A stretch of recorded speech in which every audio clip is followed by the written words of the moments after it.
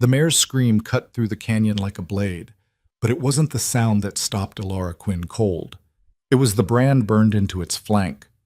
Blackthorn Ranch, the same ranch that owned half the valley and crushed anyone who crossed them.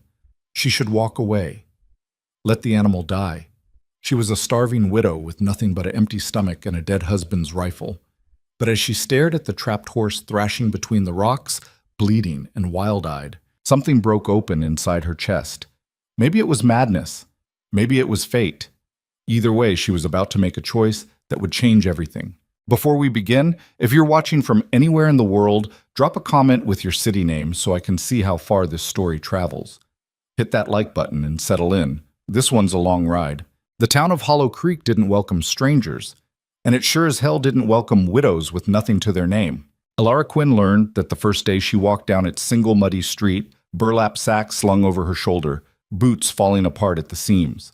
The stares came first, hard, measuring looks from men standing outside the saloon, cold appraisal from women sweeping their porches. Then came the silence, the kind that pressed against your eardrums and made you feel like you were drowning in open air. She kept walking, head up, eyes forward, like she had somewhere to be. She didn't. Her husband was 6 weeks dead, buried in a shallow grave 300 miles east after fever took him on the trail. They'd been heading west together, chasing the lie that land and opportunity waited for people willing to work for it.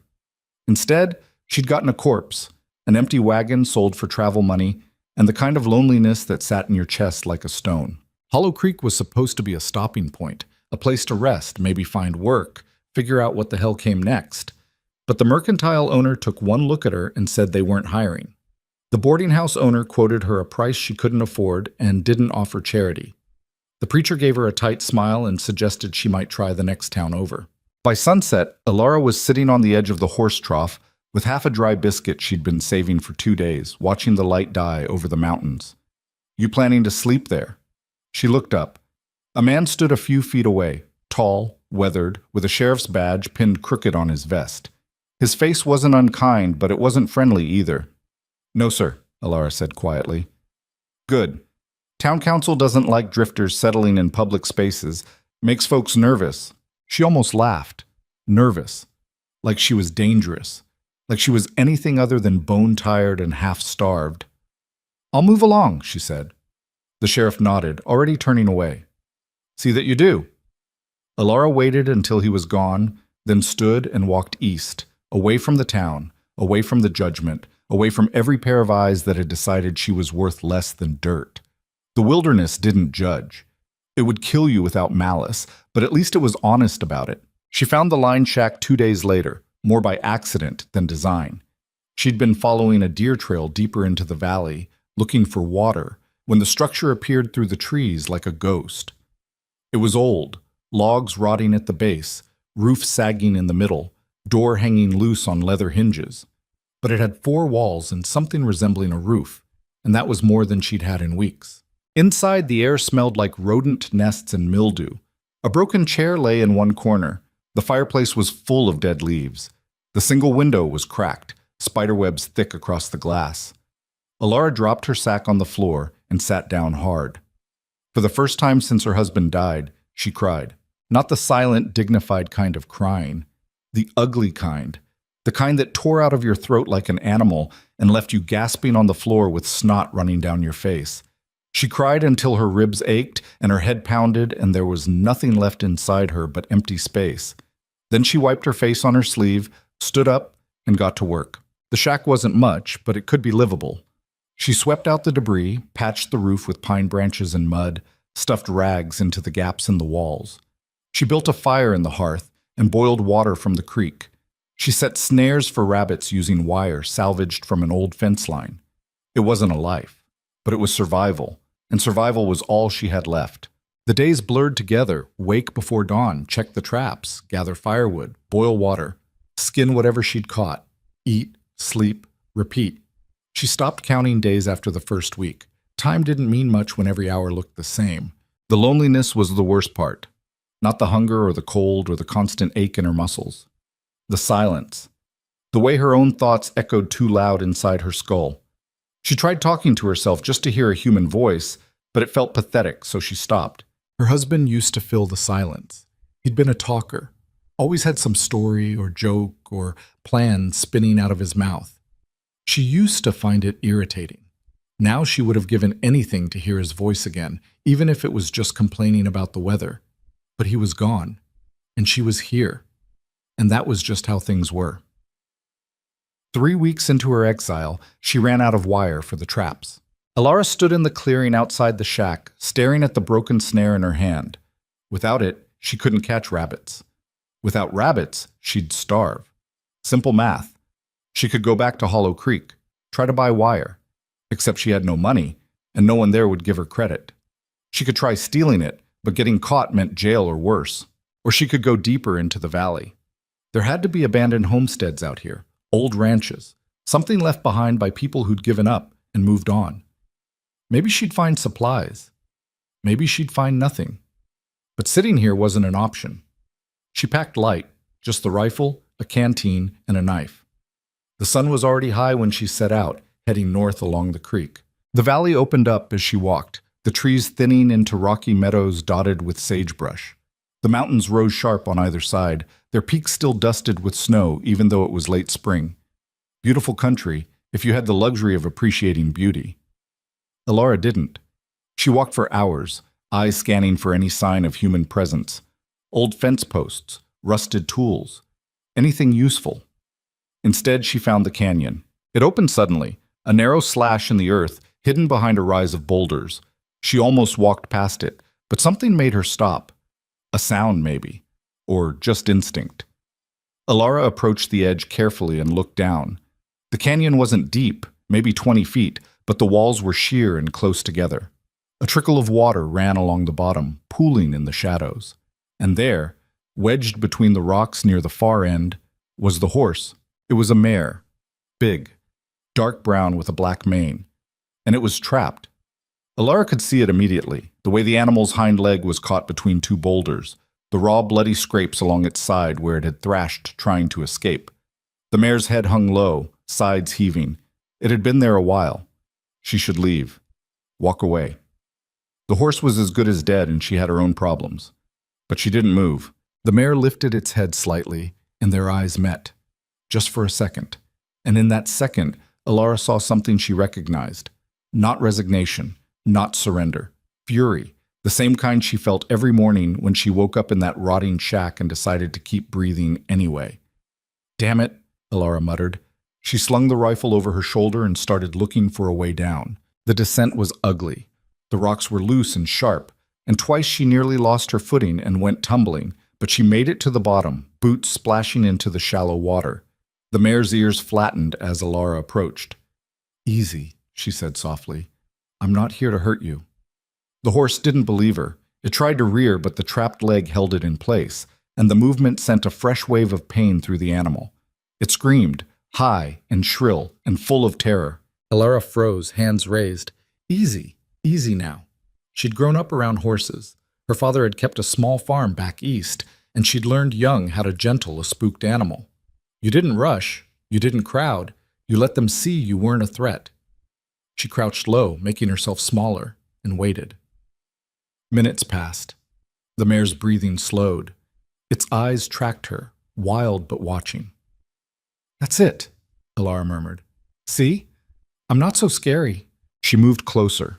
1 step, 2. The mare tensed but didn't scream again. When she was close enough, Alara reached out slowly and touched the horse's neck. The skin was hot and slick with sweat. She could feel the animal trembling. You're stuck pretty good, aren't you? She said quietly. She moved around to examine the trapped leg. It was wedged tight between 2 rocks, the angle all wrong. The mare must have slipped down into the canyon and gotten caught trying to climb out. The leg wasn't broken, thank God, but the longer it stayed pinned, the worse the damage would be. Alara studied the rocks. They were big. Too big for her to move alone. But maybe she didn't need to move them. Maybe she just needed to shift them enough. She found a sturdy branch washed up against the canyon wall and wedged it under the smaller of the 2 boulders. Then she braced her weight against it and pushed. Nothing. She repositioned, pushed harder. Her boots slipped in the mud. Her arms burned. The rock shifted. just an inch. But an inch was enough. The mare felt the pressure ease and immediately tried to pull free. Too fast, too panicked. The leg caught again, and the horse thrashed, nearly kicking Alara in the head. "Stop!" she shouted. "Stop, damn it! You're making it worse!" The mare didn't stop. It threw its weight backward, screaming, eyes rolling white. Alara grabbed the halter, because of course the damn thing was still wearing a halter, and hauled herself up close to the horse's head. "Listen to me," she said, voice hard. "You keep fighting like that, you're going to snap your own leg. Then you're dead. You understand? Dead." The mare's ears swiveled toward her voice. "I'm going to help you," Alara continued, quieter now. "But you have to trust me, just for a minute. Can you do that?" The horse stared at her, breathing hard, twitching. "Yeah," Alara whispered. "I didn't think so either." She let go of the halter and went back to the branch. This time she braced her back against the canyon wall, feet planted against the rock, and shoved with everything she had. The boulder groaned, shifted, rolled just enough. The mare yanked its leg free and staggered backward, nearly trampling Alara in the process. For a moment, they both just stood there, panting. Then Alara noticed the brand. It was burned into the mare's right shoulder, a sharp, angular design that looked like a twisted thorn. Blackthorn Ranch. Alara's stomach dropped. Everyone in Hollow Creek knew about Blackthorn Ranch. It was the biggest outfit in the valley, owned by a man named Cade Blackthorn, who supposedly ran it like a fortress. He didn't tolerate trespassers, didn't tolerate thieves, and sure as hell didn't tolerate anyone messing with his property, which is exactly what she was doing right now. "Great," Alara muttered. "Just perfect." The mare limped a few steps, testing the leg. It was swollen and bloody, but it held weight. Good sign. Alara could leave now, climb out of the canyon, and pretend she never saw the horse. It would probably make its way back to the ranch eventually, or it would die out here. Either way, it wasn't her problem. Except it was. Because she'd already climbed down into this damn canyon and freed the animal, and now she couldn't stop thinking about what would happen if it didn't make it back. What if infection set in? What if predators found it before the ranch hands did? What if it died because she walked away? "This is stupid," she told herself. "This is the stupidest thing you've ever done." The mare watched her, ears flicking. Alara sighed. "Come on, let's get you out of here." Getting the horse out of the canyon was harder than getting herself down. The mare was weak and hurting, and the climb was steep. Alara had to coax and pull and shove the animal up the rocks, inch by inch, while her own muscles screamed in protest. By the time they reached the top, the sun was starting to sink toward the mountains. The mare stood on trembling legs, head low. Alara was covered in mud and blood, some hers, some the horse's. "All right," she said, breathing hard. "Now we just have to get you home." Except she had no idea where Blackthorn Ranch actually was. She knew it was north of Hollow Creek, somewhere in the upper valley. But that covered a lot of ground. She looked at the mare. "You know the way?" The horse stared at her blankly. "Right, stupid question." Alara grabbed the halter and started walking north, leading the limping mare behind her. They didn't make it far before dark fell. Alara had to stop and make camp in a small clearing, using the last of her matches to start a fire. The mare stood nearby, not running, not fighting, just exhausted. Alara tore strips from the bottom of her skirt and used them to wrap the horse's injured leg, doing her best to clean the wound first with water from the creek. It wasn't much, but it was something. "You're lucky I'm an idiot," she muttered as she worked. "Anyone with sense would have left you down there." The mare's ears flicked toward her voice. When the bandage was secure, Alara sat back against a tree and stared into the fire. This was insane. She was risking everything, her fragile survival, her safety, maybe her life, for an animal that belonged to a man who would probably shoot her on sight. But she couldn't turn back now, so she fed the fire, kept watch, and waited for morning. They started walking again at first light. The mare moved slower than the day before, but she moved. That was something. By midday, they crested a ridge, and Alara saw it. Blackthorn Ranch spread across the valley below like a small kingdom. Fenced pastures rolled out in every direction, dotted with horses and cattle. A sprawling house sat at the center, built from dark timber and stone. Barns, corrals, bunkhouses, all of it organized and maintained with the kind of precision that came from money and power. Alara's chest tightened. This was a mistake. She should turn around, let the horse go and hope it found its way back on its own. But before she could move, a rider appeared on the trail below. He was alone, tall in the saddle, dark hat pulled low, and he was looking right at her. Alara's hand moved instinctively to the rifle slung across her back, but she didn't draw it. That would only make things worse. The rider approached slowly, his horse picking its way up the rocky trail. As he got closer, Alara could see his face, hard angles, dark stubble, eyes the color of winter sky. He looked like someone who'd spent his whole life outdoors and hadn't smiled in years. He reined in a few feet away and stared at her, then at the mare. "That's my horse," he said. His voice was low, flat, dangerous. "I know," Alara said. His eyes narrowed. "You steal her?" "No." "Then how'd you get her?" Alara met his gaze and didn't flinch. "Found her trapped in a canyon. Freed her. Brought her back." Silence. The man's hand rested on the pistol at his hip, not threatening exactly, but present. "That's so," he said finally. "That's so." He dismounted, movements controlled and deliberate, and walked over to the mare. Alara stepped back, giving him space. He ran a hand over the horse's neck, checking the wounds, the bandaged leg. His jaw tightened. "She's been missing 3 days," he said quietly.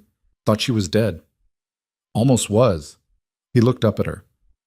"Why'd you help her?" Alara hesitated. "Because I'm an idiot. Because I couldn't walk away. Because she looked at me like she wanted to live, and I remembered what that felt like." "Seemed like the right thing to do," she said instead. The man studied her for a long moment. Then he straightened and held out his hand. "Cade Blackthorn." Alara stared at the offered hand. Then she took it. "Alara Quinn." His grip was firm, rough. He let go and stepped back. "You got a place to stay, Mrs. Quinn?" "Miss," she corrected. "And no." His eyebrows rose slightly. "You're the one living in the old line shack." It wasn't a question. Alara's stomach sank. "You know about that?" "I know everything that happens on my land. That shack's been abandoned for 5 years. Didn't figure anyone would be desperate enough to squat there." Heat flooded her face. "I didn't know it was yours. I'll leave." "Didn't say you had to." She blinked. Cade turned back to his horse, gathering the reins. "You know anything about healing animals?" "Some. My father kept horses." "Any good at it? Good enough to get your mare out of a canyon and patch her up?" He almost smiled. Almost. "Fair point." He swung back into the saddle and looked down at her. "Come down to the ranch tomorrow morning, early. If you're serious about needing work, I'll give you a trial. 1 week. You prove you're worth keeping, I'll pay you fair and give you a place to stay. You prove you're not, you're gone." Alara's heart kicked against her ribs. "Why?" "Because I need someone who knows horses, and you just saved my best breeding mare. Seems like fate or stupidity. Either way, I'm willing to find out which." He clicked his tongue, and his horse started moving. The injured mare followed without being led, limping but steady. Cade paused at the edge of the ridge and glanced back.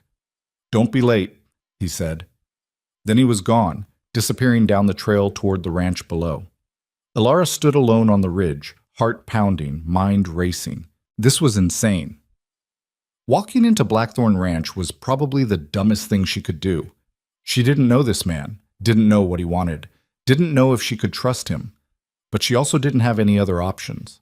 So she turned and started walking back toward the line shack, already planning what she'd say when she showed up at his door in the morning. Maybe fate.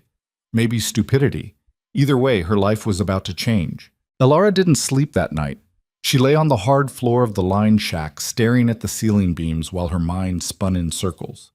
Every time she closed her eyes, she saw Cade Blackthorn's face, the hard set of his jaw, the way his eyes had measured her like she was a puzzle he couldn't quite solve. She kept hearing his voice. "Don't be late." By the time gray light started seeping through the cracked window, she was already up, splashing cold creek water on her face and trying to make herself presentable. It didn't work. Her dress was stained and torn at the hem. Her hair was a mess. She looked exactly like what she was, a desperate woman with nothing to lose. She arrived at the ranch gates as the sun broke over the mountains. The main house looked bigger up close. 2 stories of dark timber and riverstone, with a wide porch that wrapped around the front. Smoke rose from the chimney. Somewhere behind the house, she could hear men's voices and the sound of horses moving in the corrals. Alara walked up the dirt path toward the porch, boots crunching on gravel. Her heart hammered so hard she could feel it in her throat. The front door opened before she reached it. Cade stepped out, already dressed for work in worn canvas pants and a faded shirt. He looked like he'd been up for hours. "You came," he said. "You told me to."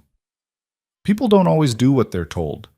He studied her for a moment, then nodded toward the barn. "Come on. Work starts now." Alara followed him across the yard. The ranch was already alive with activity. Men moved between buildings, carrying tools and feed. Horses stamped in their stalls. A rooster crowed somewhere behind the chicken coop. Everything was organized, clean, maintained, the opposite of the chaos Alara had been living in. Cade led her into the main barn, a massive structure that smelled like hay and leather and horse sweat. Stalls lined both sides, most of them occupied. At the far end, the injured mare stood with her head hanging over the gate, ears pricked forward. "She's doing better," Cade said, stopping at the stall. "Legs still swollen, but she's putting weight on it." Alara approached slowly, letting the mare smell her hand. The horse nickered softly, recognizing her. "What's her name?" Alara asked. "Doesn't have one. I don't name them unless they prove themselves worth keeping long term." Alara glanced at him. "That seems cold." "It's practical. Lose enough things you care about, you learn not to get attached so easy." There was something in his voice when he said it, something that made Alara think he wasn't just talking about horses. She turned back to the mare and ran her hand along the animal's neck. "Well, she proved herself. She survived." "So did you," Cade said quietly. Their eyes met, held for a beat longer than necessary. Then Cade cleared his throat and stepped back. "All right, let's see what you can actually do." He spent the next hour testing her, not with words, but with tasks. He handed her a bridle and watched how she handled it, asked her to check a gelding's hooves for stones, had her mix a poultice for a colt with a swollen hock. Alara worked methodically, doing everything the way her father had taught her years ago. She didn't rush, didn't try to show off, just did the work. Cade watched without comment, arms crossed, expression unreadable. When she finished treating the colt, she straightened and wiped her hands on her skirt. "What else?" "That's enough for now." He walked over to examine the colt's leg himself, checking her work. His fingers prodded the swelling carefully. "This is good, clean. You know what you're doing." "I told you I did." "People tell me a lot of things. Most of them are lies." "I don't lie." He looked up at her, something sharp in his gaze. "Everyone lies, Miss Quinn. Question is whether they lie about things that matter." Before Alara could respond, the barn door swung open and 2 men walked in. The first was older, maybe 50, with a thick gray beard and shoulders like a bull. The second was younger, lean and wiry, with pale eyes that reminded Alara of a snake. Both of them stopped when they saw her. "Boss," the older man said slowly. "Who's this?" "New hire," Cade said. "Trial basis. She'll be working with the horses." The younger man's lip curled. "You hiring strays now?" "Watch your mouth, Lyle," Cade said, his voice dropping 10 degrees. Lyle held up his hands in mock surrender, but his eyes stayed fixed on Alara. She forced herself not to look away. The older man stepped forward, offering his hand. "Name's Dutch. I'm the foreman here. Don't mind Lyle. He's got the manners of a feral dog." Alara shook his hand. "Alara Quinn." Dutch's grip was firm, but not aggressive. "You really know horses, or are you just desperate for work?" "Both," Alara said honestly. Dutch barked a laugh. "At least she's honest." "All right, Quinn, you stick close to me today? I'll show you the ropes." Cade nodded. "Good. I've got business in town. Dutch, you're in charge. Keep her busy." He left without another word, his boots echoing on the barn floor. Lyle waited until Cade was gone, then turned to Alara with a sneer. "You think you're going to last here? Women don't belong on a working ranch." "Then I guess I'm not like other women," Alara said flatly. "We'll see about that." He walked out, leaving Alara alone with Dutch. The foreman sighed and shook his head. "Don't let Lyle get under your skin. He's all bark." "And if he's not?" Dutch gave her a long look. "Then you deal with it. This ain't a soft place, Quinn. You want to survive here, you got to be tougher than the men who want you gone. I've survived worse, Elara said. I believe you. Dutch kept her working until her hands blistered. He had her mucking stalls, hauling feed, grooming horses that didn't want to be groomed. Hard, dirty work that left her sweating and sore. But she didn't complain, didn't slow down, didn't ask for breaks. By midday, some of the other ranch hands had started watching her with something other than suspicion, not respect exactly, but interest.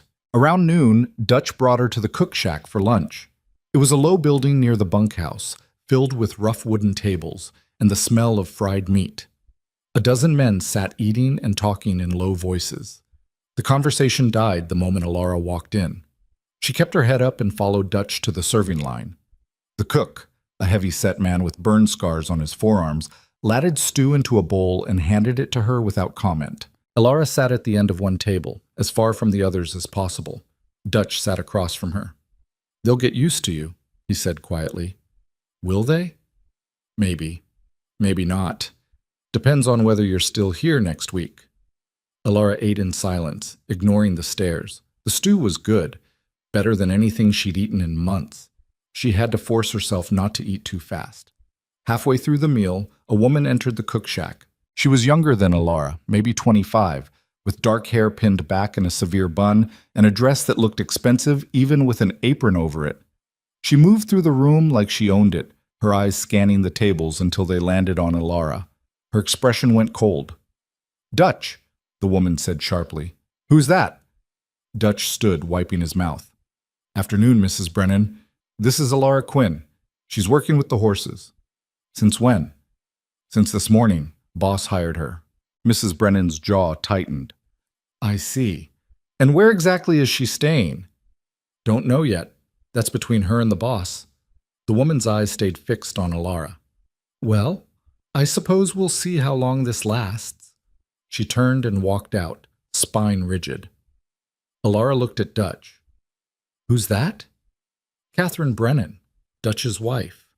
He grimaced. She runs the household, thinks that gives her authority over everything else, too. She doesn't like me. She doesn't like anyone she didn't personally approve. Don't take it personal. But Elara could already feel the weight of Catherine's hostility settling over her like a shadow. The afternoon was worse than the morning. Dutch had her breaking a young gelding, teaching it to accept a saddle and bridle.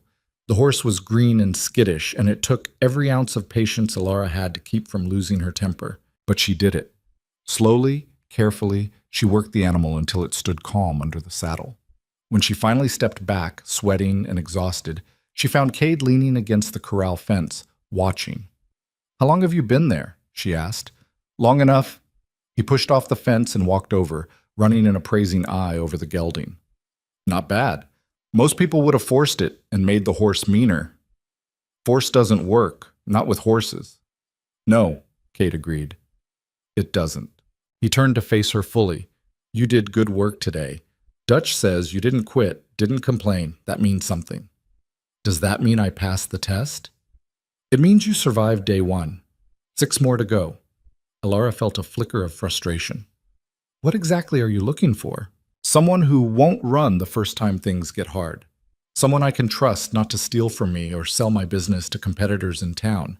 Someone who understands that this ranch only works if everyone pulls their weight. He paused. You might be that person, or you might not. Time will tell. And if I'm not, then you leave and we both forget this happened. Elara met his gaze. I'm not going to leave. We'll see. He started to walk away, then stopped. There's a small room above the tack house. It's not much, but it's got a bed and a stove. You can stay there during the trial, better than that shack you've been living in. Elara blinked. You're giving me a room? I'm giving you a place to sleep so you're not dead on your feet every morning. Don't read into it. Thank you. Cade nodded once, then disappeared toward the main house. The room above the tack house was small, barely bigger than a closet, but it had a real bed with a real mattress and a small iron stove in the corner. A single window looked out over the corrals. Elara stood in the doorway, staring at the bed like it might vanish if she looked away. She hadn't slept in a real bed since her husband died. That night, she lay on the mattress and stared at the ceiling, trying to process everything that had happened. 1 day ago, she'd been alone in a rotting shack with no future. Now she had work, a roof, a chance. It didn't feel real.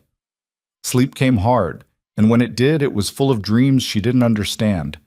The next 3 days followed the same brutal pattern. Work from dawn until dark. Hands blistered and raw, muscles screaming. But Alara pushed through it, refusing to show weakness. Dutch warmed to her gradually. He started explaining things instead of just ordering her around. Showed her the ranch's breeding records, the schedules, the way Cade liked things organized. The other ranch hands stayed distant, but they stopped glaring. That was progress. Lyle, though, got worse. He found small ways to make her life difficult, hiding tools she needed, letting horses loose from stalls she'd just cleaned, spreading rumors in the bunkhouse that she was sleeping with Cade to keep her job. Alara ignored it. Confronting him would only make things worse, but on the 4th day, he pushed too far. She was in the feed room measuring out grain when Lyle appeared in the doorway. He leaned against the frame, blocking her exit. "You know what I think?" he said casually. Alara didn't look up. "I don't care what you think. I think you're trouble. I think you're going to cause problems here, and when you do, the boss is going to blame the rest of us." "Then stay out of my way." Lyle stepped closer. "Or maybe I should make sure you leave before that happens." Alara straightened, meeting his eyes. "Is that a threat?" "It's advice. You don't belong here. Go back to whatever hole you crawled out of." "No." His face darkened. "You think you're tough? You think just because the boss gave you a pity job that makes you one of us?" "I think," Alara said quietly, "that you're scared of me. And I think that makes you stupid." Lyle's hand shot out, grabbing her wrist. "You little—" She moved without thinking, grabbed the grain scoop, and slammed it into the side of his head. Lyle staggered back, cursing, hand pressed to his temple. Blood seeped between his fingers. "Touch me again," Alara said, voice shaking with adrenaline. "And I'll do worse." Lyle's eyes burned with rage. "You're going to regret that." He turned and stormed out. Alara stood alone in the feed room, heart pounding, hands trembling. She'd just made an enemy, a dangerous one. But she didn't regret it. 20 minutes later, Dutch found her in the barn. "Lyle says you attacked him." "He grabbed me first." Dutch sighed and rubbed his face. "Damn it, Quinn. You couldn't just ignore him?" "He put his hands on me. What was I supposed to do? Not crack his skull open with a grain scoop. It was just a scoop. If I wanted to crack his skull, I'd have used something heavier." Despite himself, Dutch almost smiled. "You got fire. I'll give you that." "Is Cade going to fire me?" "Depends. Lyle's already spinning the story to make you look like the aggressor. Says you came at him unprovoked." "That's a lie." "I know, but Catherine's going to take his side. She's been looking for an excuse to get rid of you since day one." Alara's chest tightened. "So what do I do?" "Tell the truth, and hope the boss believes you." She found Cade in his office, a small room attached to the main house, cluttered with ledgers and maps. He was bent over a stack of papers, a pen in one hand. He looked up when she knocked. "Come in." Alara stepped inside, closing the door behind her. "Lyle told you what happened?" "He did." "And?" Cade leaned back in his chair, studying her. "He says you attacked him for no reason, says you're unstable and dangerous." "That's not what happened." "Then tell me your version." Alara took a breath and laid it out.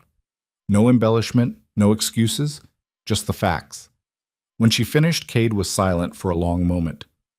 "You hit him with a grain scoop," he said finally. "Yes." "Hard enough to draw blood." "Yes." "Good." Alara blinked. "Good?" "Lyle's been pushing boundaries since the day I hired him. Thought maybe he'd learned his lesson after I warned him last month." "Guess not."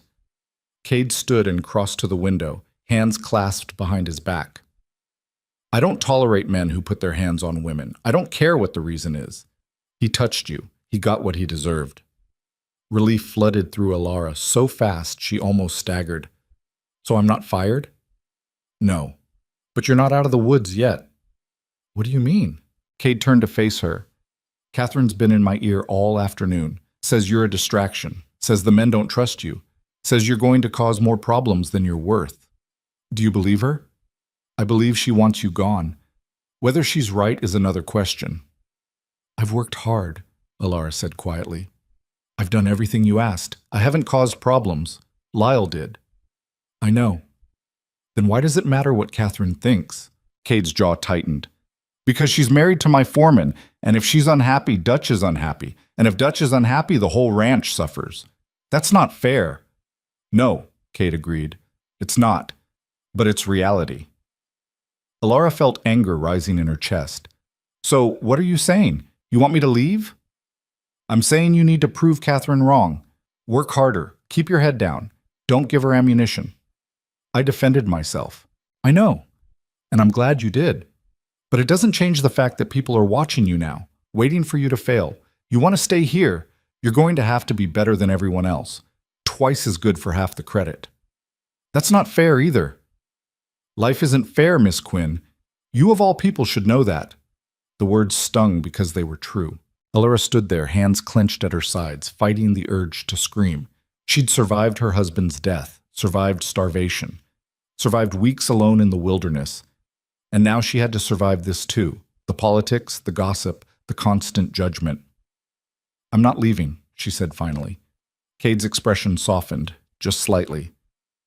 Good, because I don't want you to.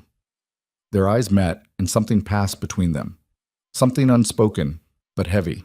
Then Cade cleared his throat and turned back to his desk. Get some rest. Tomorrow's going to be hard. Alara left the office feeling like she'd just survived a storm. The next 2 days were exactly as hard as Cade promised. Catherine made sure of it. Tasks that should have taken an hour suddenly took 3 because tools went missing or supplies weren't where they were supposed to be. Alara found her saddle damaged, the leather cut deliberately. Someone spread manure across the floor of her room while she was working. She cleaned it up without complaint and kept going. But the worst part wasn't the sabotage. It was the isolation. The other ranch hands stopped talking to her entirely. Even Dutch kept his distance, clearly caught between loyalty to his boss and loyalty to his wife. Alara ate meals alone, worked alone, spent her evenings alone in the small room above the tack house, listening to the sounds of laughter and conversation drifting up from the bunkhouse. She'd been lonely before, but this was different. This was being surrounded by people and still completely alone. On the 6th day, she almost broke. She was in the barn at dusk, finishing up the evening feed, when she heard footsteps behind her. She turned, expecting Lyle or Catherine or someone else looking to make her life harder. Instead, it was Cade. He stood in the doorway, hat in hand, looking tired. You're still here, he said. Where else would I be? Gone. Most people would have left by now. I'm not most people. Cade walked into the barn, stopping a few feet away. No, you're not. Silence stretched between them. Catherine told me you've been causing trouble, he said finally. Alara's stomach dropped. That's not true. I know, Dutch told me what's really been happening. The sabotage, the isolation. His jaw tightened. I'm sorry, I should have put a stop to it sooner. Why didn't you? Because I wanted to see if you'd quit, if you'd prove Catherine right. Anger flared hot in Alara's chest. So this was another test? Everything's a test, Miss Quinn. That's how you learn who people really are. And who am I? Cade looked at her for a long moment. Someone who doesn't quit. Someone who fights even when the fight's rigged against them. Someone... He trailed off, then shook his head. Someone I'd like to keep around. Alara's breath caught. Your trial's over, Cade continued. You've got the job. Permanent. I'll tell the crew tomorrow. Relief and something else, something warm and unexpected, flooded through her. Thank you, she said quietly. Cade nodded. Don't thank me yet. Catherine's not going to stop just because I made it official. You're still going to have to fight for every inch of ground. I know. And people are going to talk. About you. About us. Let them talk. Cade's mouth twitched, almost a smile. You really don't care what people think, do you? I stopped caring the day my husband died and the world kept spinning without him. Caring doesn't keep you alive. Work does. That's a hard way to live. It's the only way I know. Cade was quiet for a moment. Then he said, My wife died 3 years ago. Her and our son. Fever took them both in the same week. Alara's throat tightened. She hadn't expected that. I'm sorry. Everyone's sorry. Doesn't change anything. His voice was flat, but there was pain underneath it. Old pain that hadn't healed. I thought if I just kept working, kept the ranch going, it would get easier. It hasn't. No, Alara said softly. It doesn't get easier. You just get better at carrying it. Cade looked at her, really looked at her, and for the first time since they'd met, his expression wasn't guarded. Yeah, he said. I guess you would know. They stood there in the fading light, two people who'd lost everything and somehow kept going anyway. I should let you finish, Cade said finally. It's late. He started to leave, then paused at the door. Alara? It was the first time he'd used her first name. Yeah? I'm glad you stayed. Then he was gone, leaving her alone in the barn with a feeling she couldn't quite name. That night, Alara lay in bed and stared at the ceiling, her mind racing. She had a job now, security, a future maybe. But she also had something more dangerous. She had hope. And hope, she'd learned, was the most painful thing to lose. The weeks that followed settled into something almost resembling normal. Alara worked from sunup to sundown, her hands growing calloused and strong, her body adapting to the relentless physical demands of ranch life. The mare she'd rescued, still unnamed despite Alara's quiet insistence, recovered fully and became one of the best working horses on the property. Cade noticed. He didn't say much about it, but Alara caught him watching her work with an expression she couldn't quite read. Dutch warmed to her completely once Cade made her position official. He started teaching her the business side of things, how to read breeding charts, manage feed costs, spot a lame horse before it went fully unsound. Catherine still glared daggers whenever they crossed paths, but she'd stopped actively sabotaging, probably because Cade had made it clear that interfering with ranch operations would have consequences. Lyle kept his distance. His head had healed, but his pride hadn't. Alara could feel his resentment simmering every time they were in the same space, but he was smart enough not to push it. Not yet. The other hands gradually accepted her presence the way you accept weather. She was just there, part of the landscape. A few even started nodding to her at meals. Progress, Alara supposed, even if it was grudging. But the real change happened slowly between her and Cade. It started with small things. Him asking her opinion on a sick colt, her pointing out a weakness in the fence line before it became a problem. Conversations that lasted longer than strictly necessary. The way his expression softened when she walked into a room, like he'd forgotten to keep his guard up. She told herself it didn't mean anything. He was her employer. She was his employee. That's all it was. Except it wasn't, and they both knew it. One evening in late summer, after the work was done and the sun was bleeding red across the mountains, Alara found Cade leaning against the corral fence, watching the horses. She walked over without thinking about it. Long day? They're all long. He glanced at her. You settling in all right? As all right as I can be when half the people here still think I'm going to steal the silverware. Cade's mouth twitched. We don't have silverware, just tin forks. Then I guess they're worried I'll steal those. He almost laughed. Almost. You've done good work. The ranch is running smoother than it has in months. Dutch says the books are balancing better too.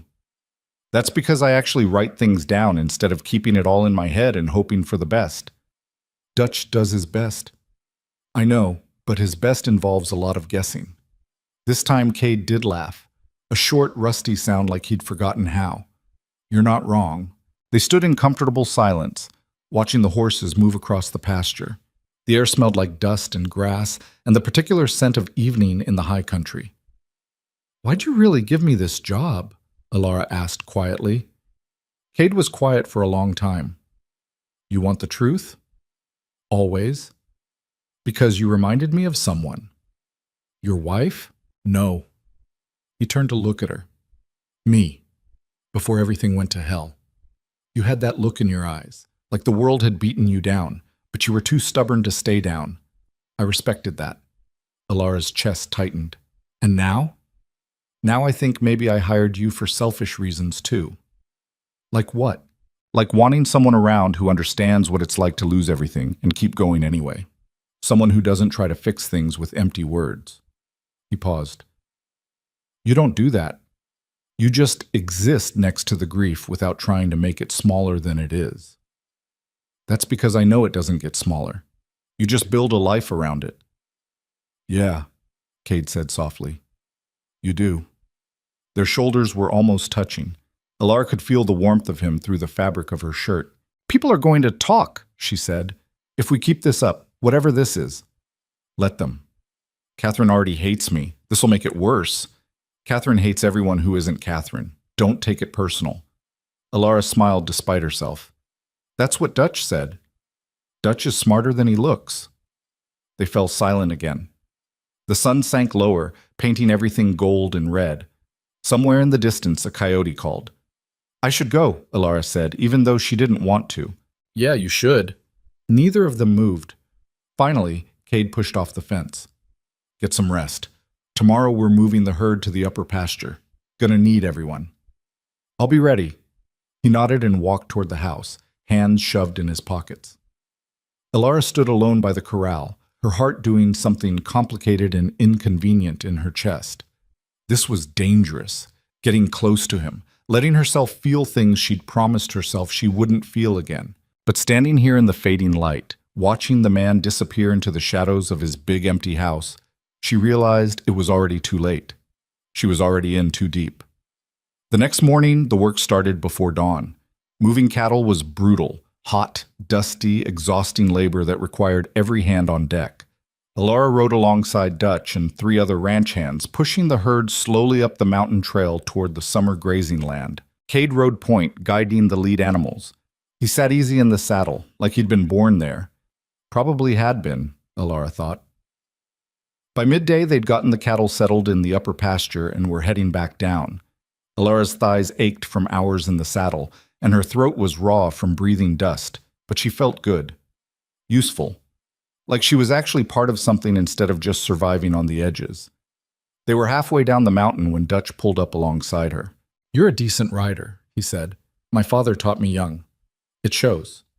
He was quiet for a moment. Look, I wanted to say something about Catherine. Alara tensed. You don't have to. Yeah, I do. She's been hard on you, harder than she should be, and I haven't stopped it like I should have. You're in a difficult position. That's no excuse. You've earned your place here. She needs to accept that. Will she? Dutch sighed. Catherine doesn't like change, and she especially doesn't like women who don't fit into the boxes she thinks they should fit into. You're independent, strong. You don't need anyone's permission to exist. That scares her. Why? Because she's the opposite. Everything she has, everything she is, comes from being my wife. If women like you can make it on their own, what does that say about her choices? Alara had never thought about it that way. I'm not trying to make her feel bad. I know, but it doesn't matter. Just watch your back around her. She's got a mean streak when she feels threatened. I've noticed. Dutch nodded and rode ahead to catch up with the others. Alara chewed on his words the rest of the ride down. That evening, she was in the barn brushing down her horse when she heard voices outside. She recognized them immediately, Lyle and another ranch hand named Simmons. I'm telling you, Lyle was saying, something's going on between her and the boss. You're full of shit, Simmons replied. Blackthorn doesn't mess around with employees. Then explain why he gave her the job, why he keeps her around when everyone knows she's trouble. Maybe because she's good at what she does? Or maybe she's good at other things. Lyle's voice was ugly. You see the way he looks at her? Man hasn't touched a woman since his wife died. He's weak for her. Alara's hand stilled on the brush. Even if that's true, it's none of our business, Simmons said. It is when it affects how this place runs. He's distracted, making bad decisions, all because he's thinking with the wrong part of his anatomy. You need to shut your mouth before someone hears you. I'm just saying what everyone's thinking. Alara stepped out of the stall, making her presence known. Both men froze. Evening, boys, she said coldly. Lyle's face twisted into a sneer. Speak of the devil. If you got something to say about me, say it to my face. All right, you're using the boss to secure your position here, batting your eyes, playing the tragic widow. It's pathetic. And you're a coward who talks big when he thinks no one's listening. Which is worse? Lyle took a step toward her, fists clenched. You think you're untouchable because Blackthorn's sweet on you? That protection won't last forever. Is that a threat? It's a promise. Simmons grabbed Lyle's arm. Come on, man, let's go. Lyle shook him off, but stepped back. Watch yourself, Quinn. You're making enemies faster than you can count them. He stalked off into the darkness. Simmons gave Alara an apologetic look and followed. Alara stood alone in the barn, her heart pounding with anger and something darker. Fear, maybe. Or the recognition that Lyle was right about one thing. She was making enemies. And enemies were dangerous. 2 weeks later, everything changed. Alara was in town picking up supplies, a task Cade had started trusting her with despite Catherine's protests. She'd just loaded the last sack of grain into the wagon when she noticed the man standing across the street. He was tall and rangy, with a face like a hatchet and cold eyes that tracked her movements. He wore his guns low on his hips, the leather oiled and well-maintained, the kind of man who used them often. Alara felt her instincts prickle. She climbed onto the wagon seat and took up the reins, but she could feel his eyes on her back as she drove away. She didn't think much of it until she got back to the ranch and found Cade in the barn, his face tight with tension. "We've got a problem," he said without preamble. "What kind of problem?" "Boone Mercer's back in the valley." The name meant nothing to Alara. "Who?" "An outlaw. Used to run cattle rustling operations through here until I testified against him 5 years ago. He lost his land, spent 3 years in prison. Swore he'd make me pay when he got out." Alara's stomach dropped. "And he's out now." "Released last month. Been lying low, but word is he's gathering men, building a gang." "You think he'll come after you?" "I know he will. Question is when." Dutch appeared in the doorway. "Boss, we got a situation. One of the hands just rode in from town. Says Mercer's been spreading rumors. Claims we've been stealing horses from smaller ranches and rebranding them." Cade's jaw tightened. "That's a lie." "Course it is, but people are listening. Fear makes folks stupid." "What kind of rumors?" Alara asked. Dutch looked uncomfortable. "Says you're part of it, that you're Mercer's inside contact, that you helped steal horses and brought that mare here as cover." The words hit Alara like a physical blow. "That's insane. I found that mare trapped in a canyon." "We know that," Cade said. "But Mercer's smart. He's targeting you because you're the newest, the most vulnerable. If he can turn the town against you, he can turn them against the whole ranch." "So what do? We prove him wrong. We open our books, show our breeding records, let people see we've got nothing to hide." "And if they don't believe us?" Cade's expression went hard. "Then we prepare for a fight." Over the next few days, the situation deteriorated fast. More rumors spread through Hollow Creek like wildfire. Someone claimed they'd seen Alara meeting with strange men in the woods. Another said she'd been overheard talking about stealing cattle. All lies, but lies that stuck. The sheriff came out to the ranch asking questions. Cade showed him the records, explained everything. The sheriff left looking unconvinced. "He thinks there's smoke, there's fire," Dutch said grimly after the lawman rode away.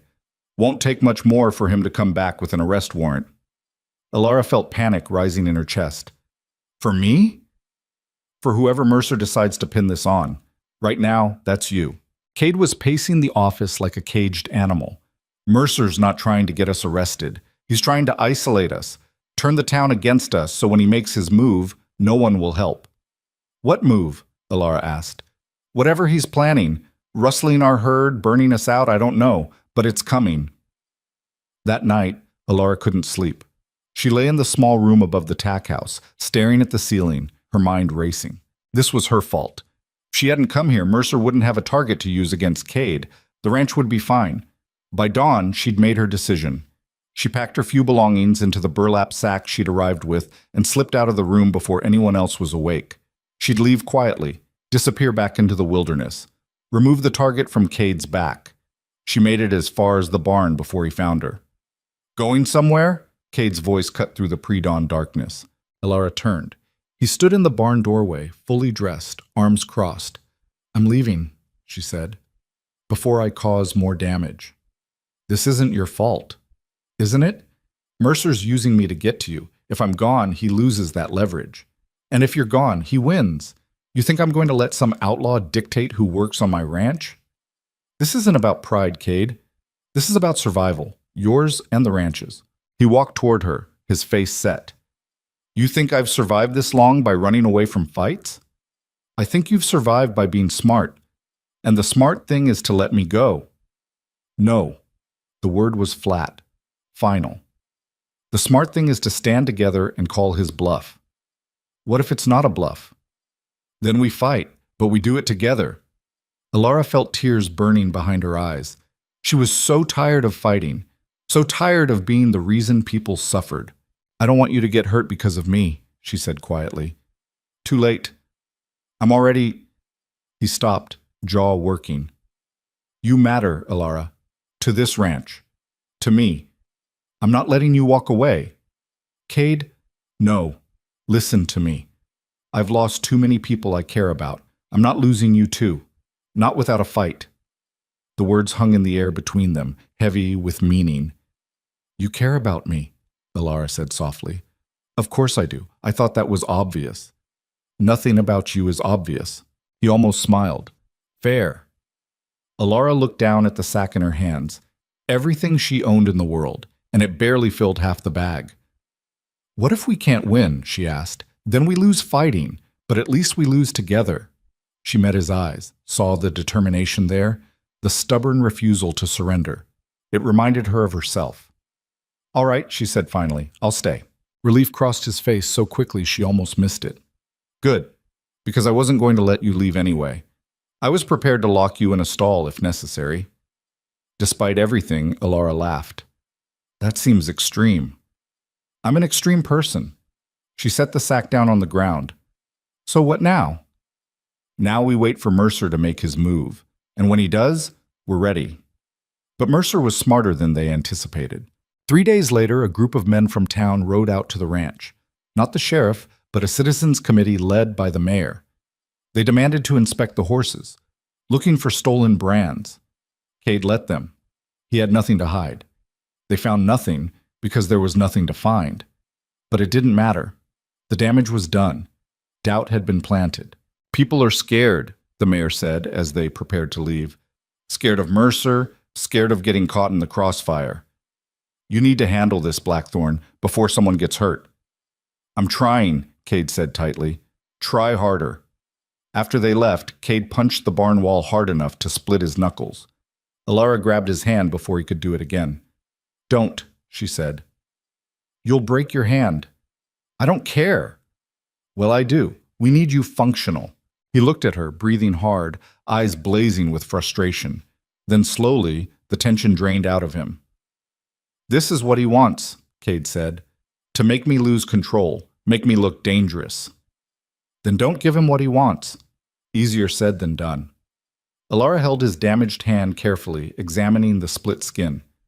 Come on, let's get this cleaned up. She led him to the pump behind the barn and made him hold his hand under the cold water while she cleaned the wound. His knuckles were already swelling, the skin torn and bloody. You're an idiot, she said, but her voice was gentle. I know. Punching walls doesn't solve problems. It made me feel better. For about 5 seconds. That's 5 seconds I needed. She wrapped his hand in a clean cloth, tying it snug. There. Try not to hit anything else for a while. No promises. They stood close together, her hand still holding his. The air between them felt charged, like the moment before a thunderstorm breaks. Alara, Cade said quietly, if this goes bad, it won't. But if it does, then we'll handle it, together, like you said. He looked at her for a long moment, something raw and unguarded in his expression. Then he leaned down and kissed her. It wasn't gentle. It was desperate and hungry, and full of all the things neither of them knew how to say. Alara kissed him back just as hard, her hands fisting in his shirt, pulling him closer. When they finally broke apart, both breathing hard, Cade rested his forehead against hers. This complicates things, he said. Everything's already complicated. Fair point. They stood there in the fading evening light, holding on to each other like anchors in a storm. Alara knew this was reckless, knew it would make everything harder. But for the first time since her husband died, she felt something other than grief and exhaustion. She felt alive. The moment shattered when Dutch came running around the corner of the barn, his face pale. Boss, we got riders coming up the valley road. A lot of them. Cade pulled back, his hand instinctively going to the gun at his hip. How many? At least a dozen, maybe more. They're not flying colors, but they're Mercer's men, Cade finished grimly. Alara's heart kicked into overdrive. What do we do? Cade's face went hard. We get everyone inside, lock down the house and the barns, and we don't shoot first. And if they shoot first, Dutch asked, then we shoot back. They moved fast. Dutch rounded up the ranch hands while Cade grabbed rifles from the gun cabinet in the house. Alara helped Catherine and the cook barricade the kitchen windows, her hands shaking with adrenaline. This is your fault, Catherine hissed as they shoved furniture against the door. You brought this here. Not now, Alara snapped. When, then? When we're all dead? Alara ignored her and moved to the window, peering through the gap in the boards. The riders were visible now, a dark mass moving up the road. They stopped just outside the property line, horses stamping, men talking in low voices. Then one of them rode forward alone, Boone Mercer. He was older than Alara expected, maybe 45, with a weather-beaten face and eyes like chips of ice. He sat easy in the saddle, completely relaxed, like he was just out for a pleasant ride. Blackthorn, he called. I know you're in there. Come out and talk. Man to man. Cade appeared on the porch, rifle held loose in one hand. We've got nothing to talk about, Mercer. Sure we do. I hear you've been stealing horses. Thought I'd come see for myself. You've been spreading lies. We both know it. Mercer smiled. It didn't reach his eyes. Do we? Seems to me there's a lot of coincidences. New woman shows up out of nowhere. Horses start disappearing from neighboring ranches. You really expect people to believe that's all innocent? There are no stolen horses here. The sheriff already checked. Sheriff can be fooled, especially by a pretty face. Mercer's gaze found Alara through the window. That her? Your little accomplice? Leave her out of this, Cade said, his voice dropping to a growl. Can't do that. See, word is she's been helping my organization, providing information, marking which ranches have the best stock. That's a lie and you know it.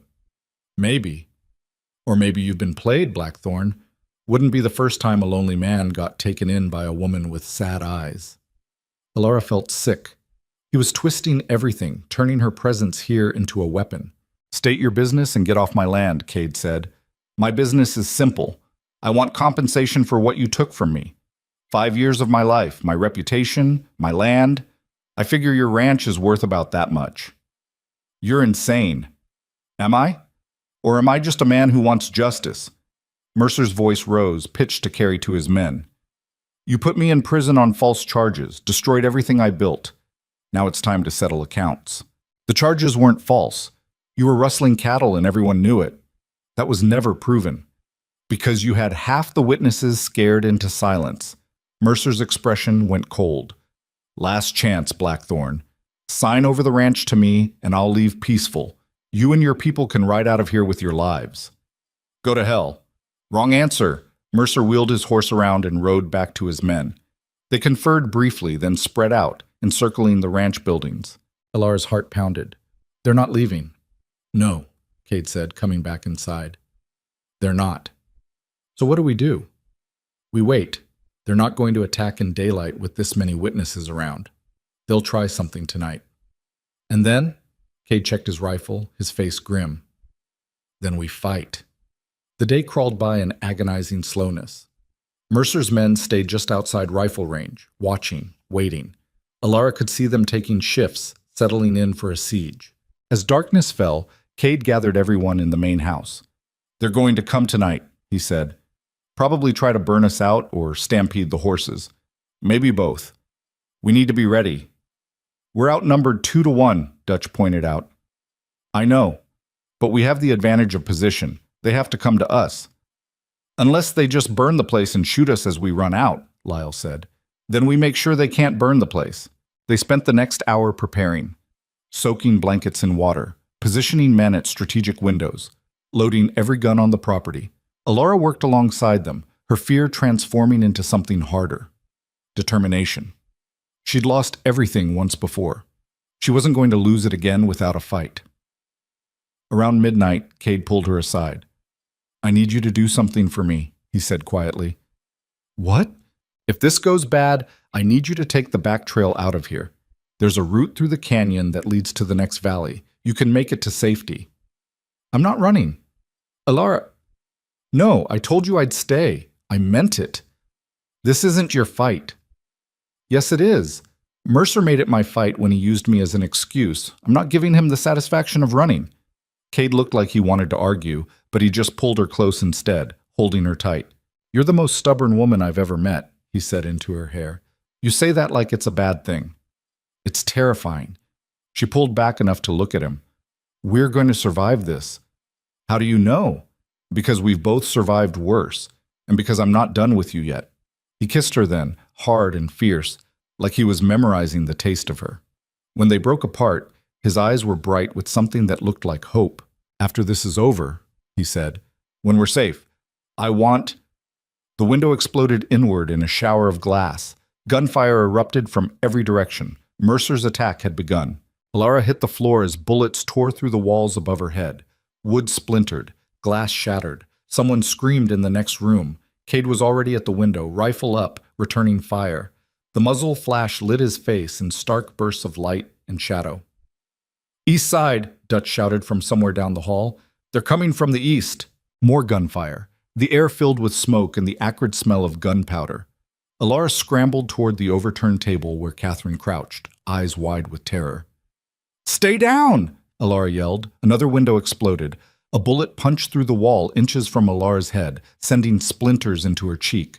She felt blood, hot and wet, but there was no time to think about it. Cade fired 3 quick shots, then ducked back to reload. They're trying to flank us through the barn. How many? Dutch called back. Too many! Outside, horses screamed in panic. Alara could hear men shouting, their voices blending into a chaotic roar. Then came a new sound, the crackle of flames. They're burning the stables, someone yelled. Cade's face went white. The horses are still in there. We can't get to them, Dutch said, appearing in the doorway. Not without getting cut down. Then we're losing half the stock. Cade slammed his fist against the wall. Damn it! Alara's mind raced. The horses. The barn. The flames already climbing the dry wood. She thought about the mare she'd saved, about all the animals trapped in those stalls, terrified and helpless, about how she'd survived by being too stubborn to quit. There's another way, she said. Cade turned to her. What? The back route. The one you told me to use if things went bad. It leads to the canyon, right? Past the corrals? Yeah, but I can get to the horses from there. Open the gates. Let them run. You'll get yourself killed. Not if everyone's focused on the house. She grabbed his arm. Cade, those horses are worth more than this building. You said it yourself. We lose them. We lose everything. I don't care about the horses. I care about you. The words hung between them for half a heartbeat. Then another volley of gunfire shattered the moment. I'm going, Alara said. You can't stop me. The hell I can't. She's right, Dutch's voice cut through. Those horses are our breeding stock, our working animals. We lose them. The ranch is finished even if we survive tonight. Cade looked like he wanted to argue. His jaw worked, muscles tight. I'll be careful, Alara said quietly. I promise. Your promises don't stop bullets. No, but neither does hiding in here while everything burns. He stared at her. Then, cursing under his breath, he grabbed his pistol from his belt and pressed it into her hands. Take this. Don't use it unless you have to. And if something happens, it won't. If it does, you run. You don't look back, you understand? Alara nodded, even though they both knew it was a lie. Cade pulled her close, kissed her hard. Come back to me. Always. Then she was moving, staying low, slipping through the kitchen toward the back door. Catherine's voice followed her, sharp with panic. You're insane. You'll die out there. Alara didn't answer. She eased the door open and slipped into the night. The world outside was chaos. Flames climbed the barn walls, painting everything in hellish orange light. Gunfire cracked and echoed. Men shouted. Horses screamed. Alara pressed herself against the house wall, heart hammering. The back route started 20 yards away, behind the old smokehouse. 20 yards of open ground. She took a breath. Then she ran. Her boots pounded dirt. Every step felt exposed, like a target painted on her back. She expected bullets to tear into her at any second. Nothing came. She reached the smokehouse and threw herself behind it, gasping. Her hand shook. Blood from the cut on her cheek dripped onto her collar. No time. Keep moving. The path was barely visible in the darkness, just a narrow game trail that wound through scrub brush toward the canyon. Alara followed it by memory and instinct, stumbling over roots, thorns tearing at her dress. Behind her, the gunfire intensified. She heard Cade's rifle, 3 shots in quick succession, the rhythm she'd learned to recognize. He was still fighting. Stay alive, she thought. Just stay alive until I get back. The trail opened onto the upper corral. Below, she could see the main barn fully engulfed now, flames reaching toward the sky. But the corrals themselves were still intact, the gates closed, and inside the horses ran in panicked circles, trapped. Alara scrambled down the rocky slope, half sliding, catching herself on scrub brush. She hit the corral fence hard, climbed it in 3 quick movements, and dropped inside. The horses shied away from her, whites of their eyes showing, terrified, on the edge of trampling anything in their path. "Easy," Alara said, even though her own voice shook. "Easy now." She moved toward the gate, hands out, trying not to spook them further. A big gelding charged past her, close enough that she felt the heat of its body. Another reared, hooves flashing. She reached the gate latch, her fingers fumbled with the rope, slick with sweat. "Come on! Come on!" The knot gave way. The gate swung open. For a second, nothing happened. The horses milled, confused by the sudden opening. Then one mare bolted through, and the rest followed in a thundering rush. Alara pressed herself against the fence as they poured past, a living flood of muscle and panic. The ground shook. Dust choked the air. She counted them as they fled, 15, 20, 25. Almost the entire breeding stock, heading away from the flames, away from the gunfire, into the dark safety of the valley. Relief flooded through her. They'd made it. The horses were... Well, Alara spun. Boone Mercer stood 10 feet away, pistol aimed at her chest. He looked different up close, harder, meaner, the kind of man who enjoyed watching things break. "That was real heroic," he said. "Stupid, but heroic." Alara's hand moved toward the pistol tucked in her belt. "Don't." Mercer's gun didn't waver. "I'll drop you before you clear leather." She froze. He stepped closer, eyes cataloging her. "You're the widow. Quinn, right? The one everyone's talking about." Alara didn't answer. "I gotta admit, I didn't expect you to be the problem. Thought you were just some desperate woman Blackthorn took pity on. But you're tougher than you look." He smiled without warmth. "That's gonna make killing you more satisfying." "You won't get away with this," Alara said. The sheriff will find a tragic scene. Outlaw attack. Everyone dead. Real shame." He tilted his head. "Of course, I might spare you, if you're smart. Tell me where Blackthorn keeps his money, his papers. Help me finish this quick." "Go to hell." Mercer's smile widened. "See, that's what I thought you'd say. Women like you don't bend easy. I respect that." He raised the pistol, aiming at her head. "But respect don't stop bullets." Alara's mind raced. She was too far to rush him, too exposed to run. No cover within reach. This was it. This was how she died. She thought about Cade, about the kiss that still burned on her lips, about all the things they'd never get to say. Then she heard it, a sound like thunder. Mercer heard it too. His eyes widened. The horses came back, not fleeing anymore, charging, a wall of horseflesh and fury pouring back through the darkness, driven by something Alara couldn't see. No, not something. Someone. Through the dust and chaos, she saw a figure on horseback. The mare, the one she'd rescued, with a rider on her back. Cade. He'd followed her. Somehow found the mare, somehow known. "Run!" he shouted. Alara didn't think. She dove sideways as the herd thundered past, a living avalanche. Mercer tried to shoot, but the horses were already on him. He disappeared beneath the stampede, his scream cut short. Cade pulled the mare up hard, reaching down. "Take my hand." Alara grabbed it. He hauled her up behind him in one motion, and then they were riding, the mare running flat out back toward the ranch. "What are you doing here?" Alara yelled over the thunder of hooves. "Saving your reckless ass! I told you I'd be careful!" "Your definition of careful is broken." Despite everything, the danger, the chaos, the terror, Alara almost laughed. They burst back into the ranch yard to find the battle had turned. Mercer's men, seeing the horses stampede through their ranks, had broken formation. Some were down. Others were fleeing. The ones who remained were pinned down by rifle fire from the house. Cade pulled up near the porch. "Get inside." What about you? I'm finishing this. He slid off the mare and pulled his rifle from the saddle scabbard. Go! Alara wanted to argue, but Dutch appeared and physically pulled her toward the house. Come on, girl, let him work. Inside, the scene was grim. 2 ranch hands were down, one dead, one bleeding badly from a shoulder wound. Catherine was sobbing in the corner. The cook worked frantically to staunch the wounded man's bleeding. Alara dropped to her knees beside them. Let me help.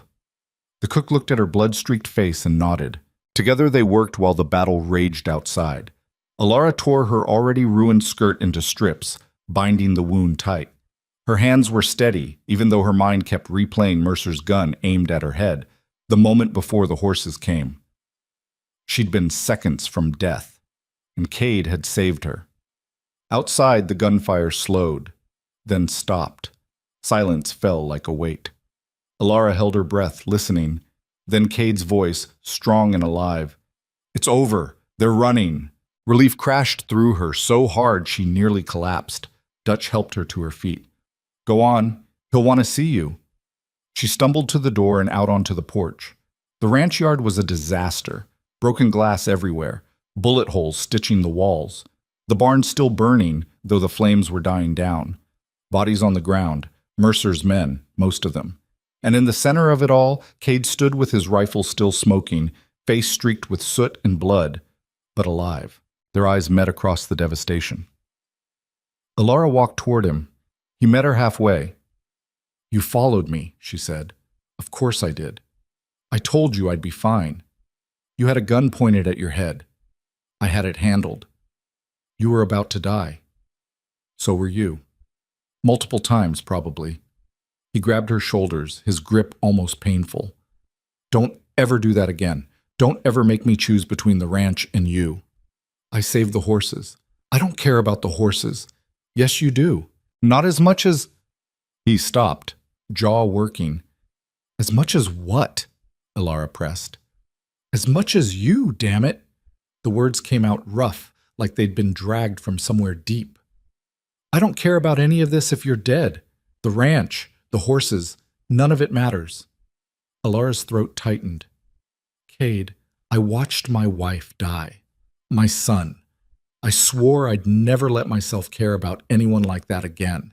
Then you showed up with that damn burlap sack and your stubborn eyes, and you ruined everything.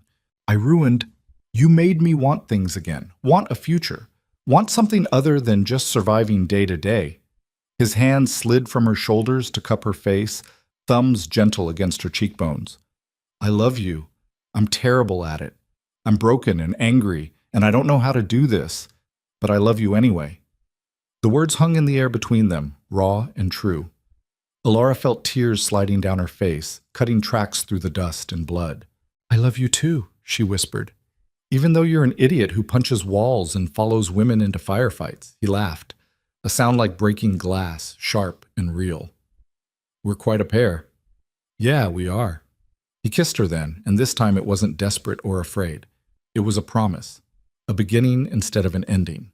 When they finally pulled apart, Dutch was standing nearby, grinning despite the carnage. You two done making speeches? Because we got bodies to deal with and a fire to finish putting out.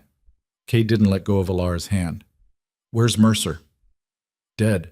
Trampled when the horses came through. Poetic, if you ask me. The others? 4 dead, 3 wounded bad enough they won't be going anywhere. The rest ran. Sheriff's gonna have a field day sorting this mess. As if summoned, the sound of hooves announced riders approaching.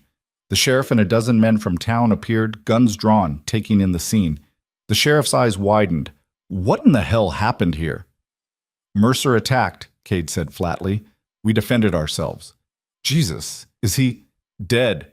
Back by the corrals. The sheriff dismounted, already looking overwhelmed. I'm going to need statements from everyone. This is one hell of a mess, Blackthorn. I'm aware. More townspeople arrived, drawn by the flames and gunfire. They stood at the property line, staring, whispering among themselves. Alara saw Catherine emerge from the house, her face pale. She pushed through the crowd until she found the sheriff. He's lying, Catherine shouted, her voice shrill. She caused this. That woman brought Mercer here. Every eye turned to Alara. Her stomach dropped. That's enough, Catherine, Cade said sharply. No, everyone knows she's been helping him. She's a thief and a liar, and she... Shut your mouth. The words came from Dutch, cold and hard. My wife, you will shut your mouth right now. Catherine stared at him, shocked. This woman, Dutch continued, pointing at Alara, saved our breeding stock tonight, risked her life while the rest of us were pinned down. She's got more courage in her little finger than you've got in your whole body. But the rumors were started by Mercer to turn us against each other. And it worked, didn't it? You were so busy hating her, you couldn't see the real threat. Dutch's voice was heavy with disgust. I'm ashamed of you, ashamed I didn't stop this sooner. Catherine's face crumpled. She turned and fled back into the house. The sheriff cleared his throat. So, about these statements. They spent the next several hours recounting everything. Kate explained Mercer's vendetta, the rumors, the siege. Dutch corroborated. Even Lyle, surprisingly, backed up their version, maybe because he'd nearly died himself. The sheriff inspected the bodies, the burnt barn, the bullet-riddled house. He interviewed the wounded outlaws, who confirmed it was Mercer's plan, Mercer's attack. By the time the sun rose, washing the valley in pale gold light, the truth was clear. Alara Quinn wasn't a thief or a conspirator. She was a survivor, a fighter, a hero. The townspeople who'd come to gawk stayed to help. They put out the last of the flames, started cleaning up debris, brought food and medical supplies. The same people who'd shunned Alara weeks ago now nodded to her with something like respect. The mayor himself approached Cade as they were burying the dead ranch hand, a young man named Cooper who'd taken a bullet to the chest. I owe you an apology, the mayor said. We should have seen through Mercer's lies, should have backed you up sooner. Yes, Cade said bluntly. You should have. The mayor winced. For what it's worth, you've got the town's support now. Anything you need to rebuild. I'll remember that. After the burial, Alara found herself alone by the corral fence, watching the surviving horses graze in the pasture. They'd rounded up most of them. Some were missing, scattered into the valley, but they'd come back eventually. Horses always remembered home. The mare, her mare, she thought of it now, stood nearby, ears pricked toward her. You saved my life, Alara said softly. You and your stubborn rider. The mare snorted, as if to say it was no big deal. Footsteps approached. Alara didn't need to turn to know it was Cade. He stood beside her, shoulders touching hers. They were both exhausted, covered in soot and blood and dirt, but alive. I've been thinking, Cade said. That's dangerous. He almost smiled. About what happens now. The ranch is damaged, going to take months to rebuild properly. Money's going to be tight. We'll manage. We? Alara looked at him. You think I'm leaving after all this? I think you've earned the right to do whatever you want. You don't owe me anything. Maybe I don't do things because I owe people. Maybe I do them because I want to. And what do you want?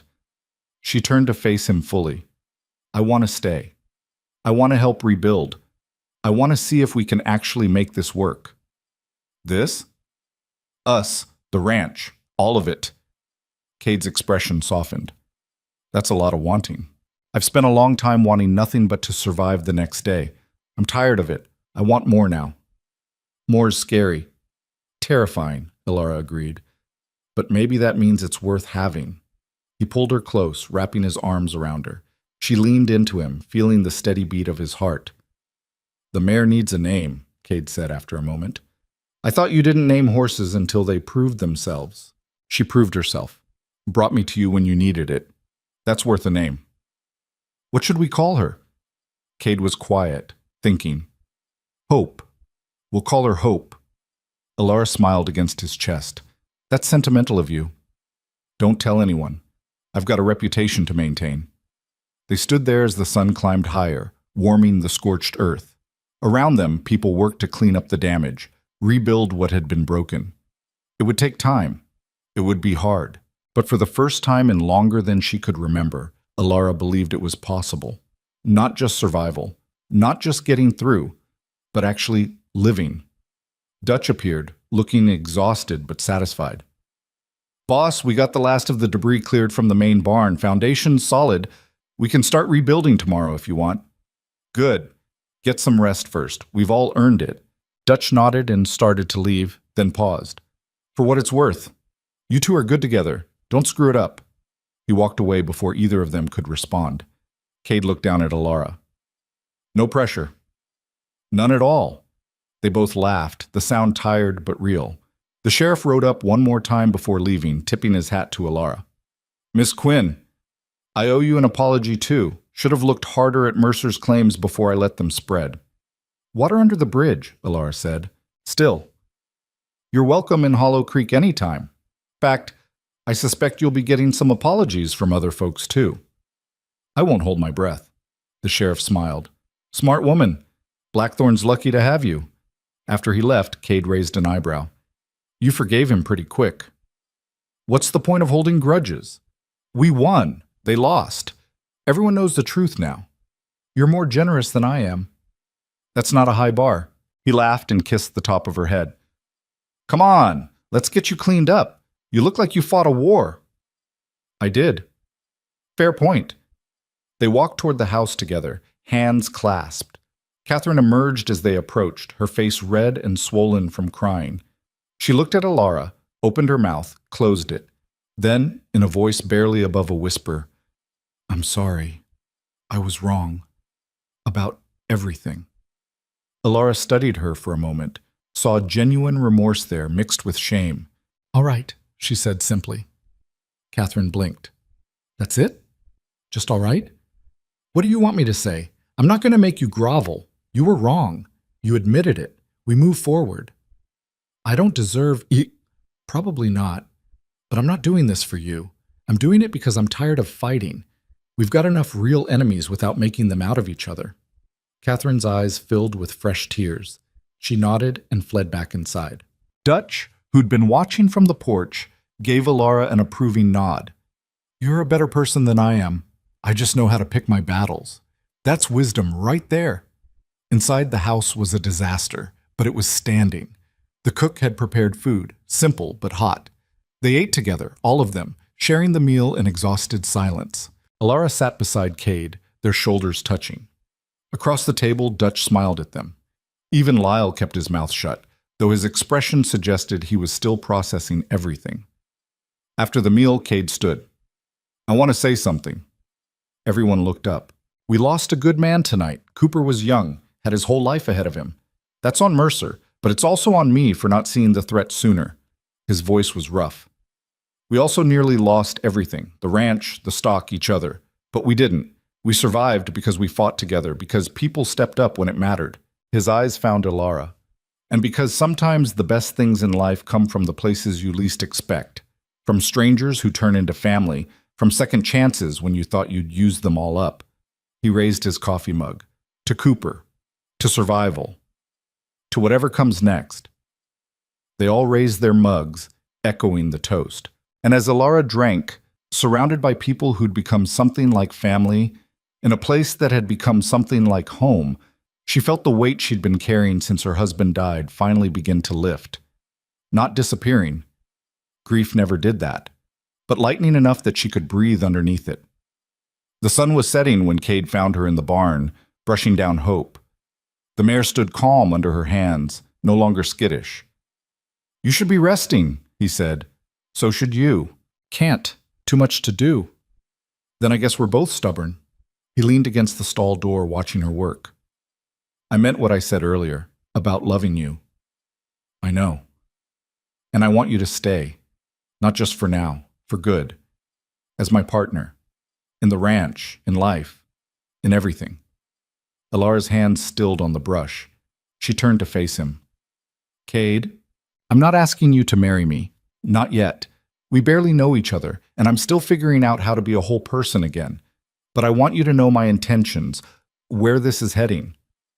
Where is it heading? Somewhere permanent, if you'll have me.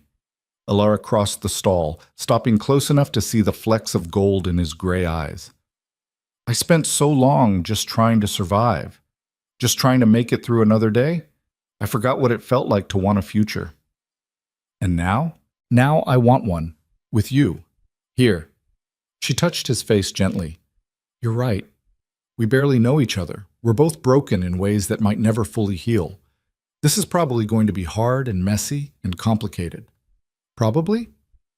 Definitely. But I'm done running from hard things. I ran after my husband died, and it got me here. Maybe that was always where I was supposed to end up. Cade pulled her close, resting his forehead against hers. I don't believe in fate.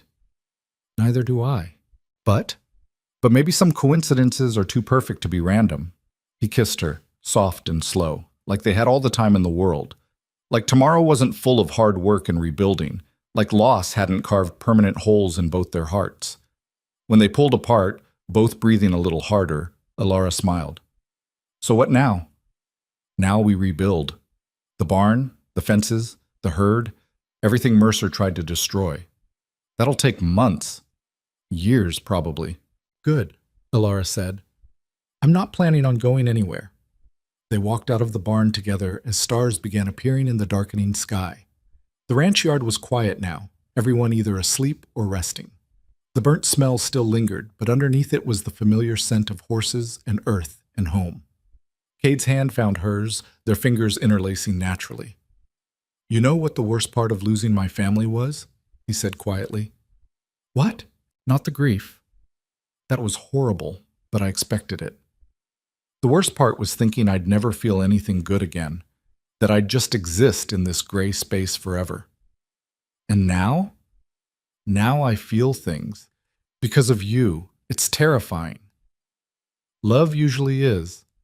Is that what you call this? Alara squeezed his hand. Yeah, I think it is. They stood together in the gathering darkness, two broken people who'd somehow found each other in the ruins, who'd fought and survived and come out the other side still standing. The ranch spread out around them, damaged but not destroyed, wounded but healing, just like them. Morning came cold and clear, the kind of dawn that made everything look sharp-edged and new. Alara woke in the small room above the tack house to find Cade already gone, his side of the bed cool to the touch. They'd started sharing the space 3 nights after the attack, neither of them saying much about it, just gravitating toward each other in the darkness, like it was the most natural thing in the world. She dressed quickly and headed outside to find the ranch already humming with activity. Dutch was organizing work crews. The sound of hammers echoed from where men were framing the new barn. Smoke rose from the cook shack chimney, life stubbornly continuing. She found Cade by the corrals, watching a crew unload lumber from a wagon. The town had sent it, part of the aid they'd promised. Guilt money, Alara figured, but she wasn't going to refuse it. You should have woken me, she said. He turned, and the smile that crossed his face was small but real. You needed sleep. You've been working 18-hour days for 2 weeks straight. So have you. I'm used to it. That's not the defense you think it is. He laughed and pulled her close, kissing her forehead. Fair point. Dutch walked over, ledger in hand. Morning, Quinn. Boss, we got the foundation measurements done. Should be able to start pouring tomorrow if the weather holds. Good. What about the fence line? Half finished. Lyle's crew is on it. Cade's eyebrows rose. Lyle's actually working? Shocking, I know. But yeah, he's been different since the attack, quieter, does what he's told. Alara had noticed it too. Lyle hadn't apologized. She doubted he knew how, but he'd stopped the hostility, stopped the snide comments and deliberate sabotage. Maybe facing death did that to a person, made you realize which battles actually mattered. Speaking of changes, Dutch continued, looking uncomfortable, Catherine wants to talk to you both. Together. Alara and Cade exchanged glances. This should be interesting, Cade muttered. They found Catherine in the main house kitchen, kneading bread dough with more force than strictly necessary. She looked up when they entered, flour dusting her cheeks. Thank you for coming, she said stiffly. What's this about? Cade asked. Catherine took a breath. I'm leaving, going back east to stay with my sister in Pennsylvania. Silence. Dutch appeared in the doorway, his face carefully neutral. Alara realized he'd known this was coming. When? Cade asked. End of the month. I've already written to my sister. She's expecting me. Does this have anything to do with me being a terrible person? Catherine's laugh was bitter. Yes, partly, but also because I don't belong here. I never did. I married Dutch thinking ranch life would be romantic. Thought I'd be the lady of some grand estate. She gestured around the modest kitchen. This isn't what I imagined. and I made everyone miserable trying to force it into something it wasn't.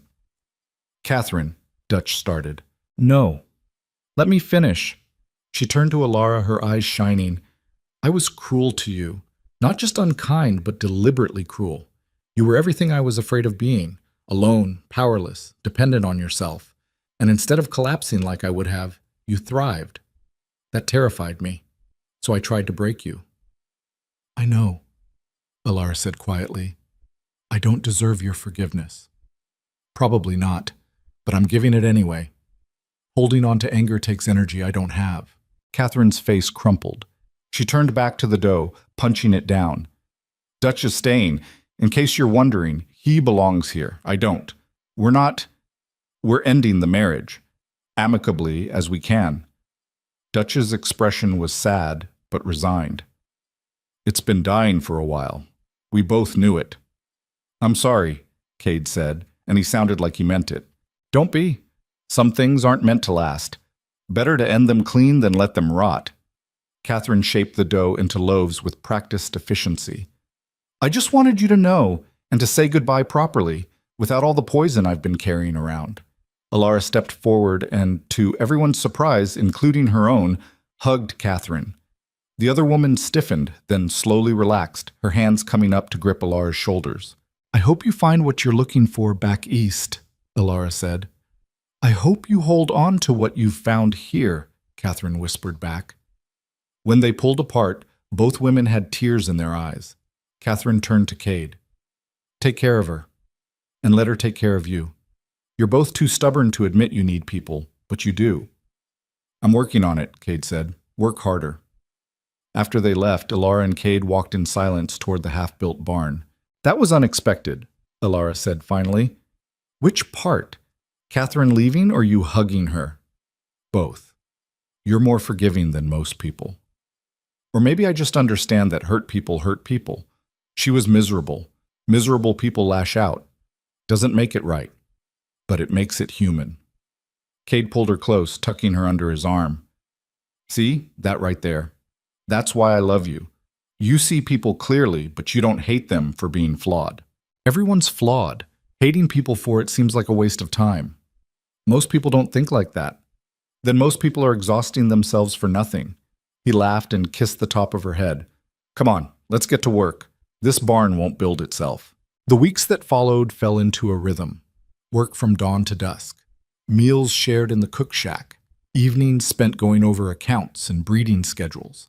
Nights tangled together in the small room, learning each other's bodies and histories in equal measure. Cade told her about his wife, not the idealized version people created after someone died, but the real woman, her temper, her laugh, the way she'd hated ranch life but loved him enough to try, how she'd cried when their son was born, terrified she'd be a terrible mother.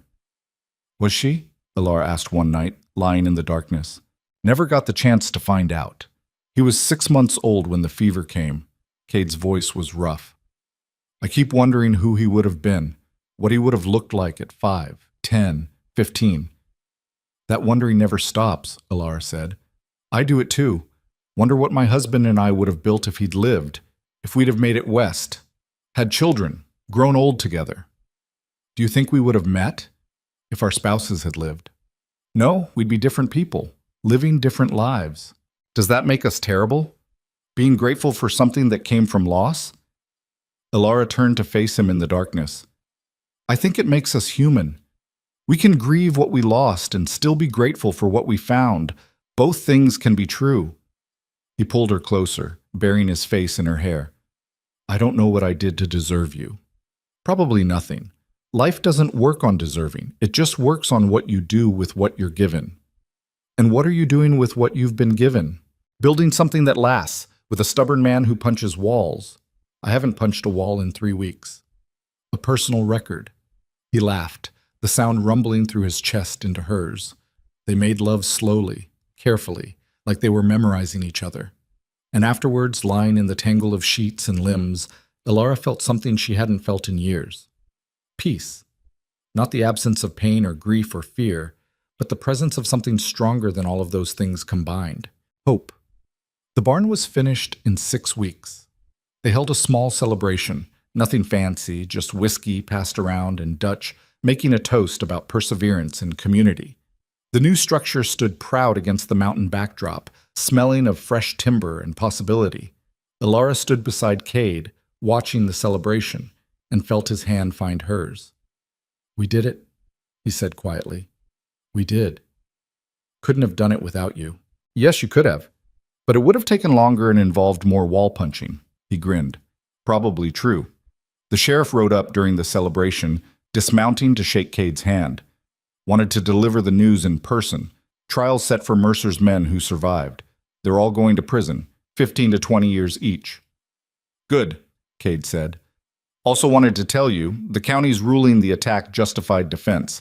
No charges against you or anyone here. You're clear." Relief swept through Elara. She hadn't realized how much she'd been carrying that worry until it was lifted. "Thank you, Sheriff," Cade said. "Thank Miss Quinn. She's the one who turned public opinion. Everyone in town's been talking about how she saved the horses, how she stood and fought when she could have run. You've got a real partner there, Blackthorn." "I know." After the sheriff left, the mayor approached with several town council members. They looked uncomfortable. "We owe you an apology," the mayor said. "Both of you. We let fear and rumors poison our judgment.